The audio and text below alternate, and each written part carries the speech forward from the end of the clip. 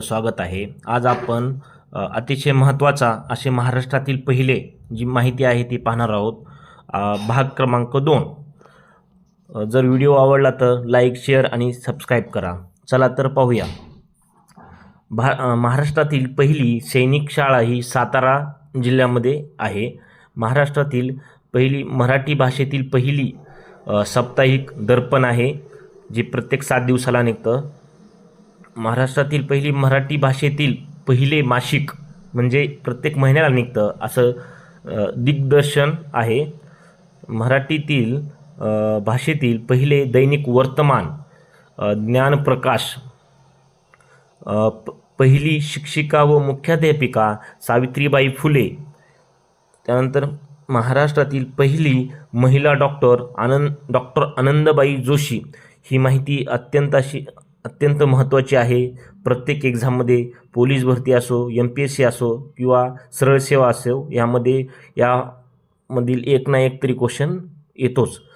त्यानंतर मराठी भाषेतील पहिली कादंबरी ही यमुना पर्यटन आहे।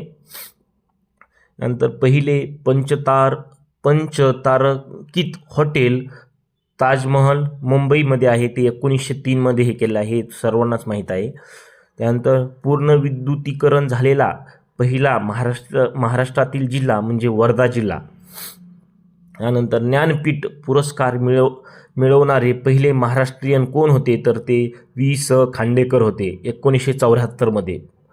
नंतर भारतरत्न पहिले महाराष्ट्रातील पहिले असे व्यक्ती कोण होते त्यांना भारतरत्न भेटला होता, तर महर्षी धोंडो केशव कर्वे 1958 साली त्यांना भेटला होता।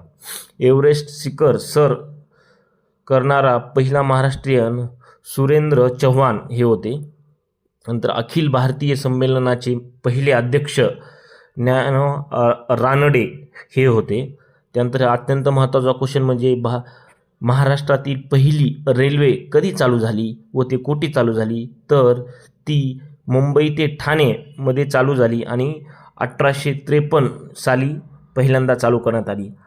ही माहिती अत्यंत अशी महत्त्वाची आहे, तर आपल्या मित्रांना शेअर करा। जर व्हिडिओ आवडला तर लाईक, शेअर आणि आपल्या चॅनलला सबस्क्राईब करा। धन्यवाद।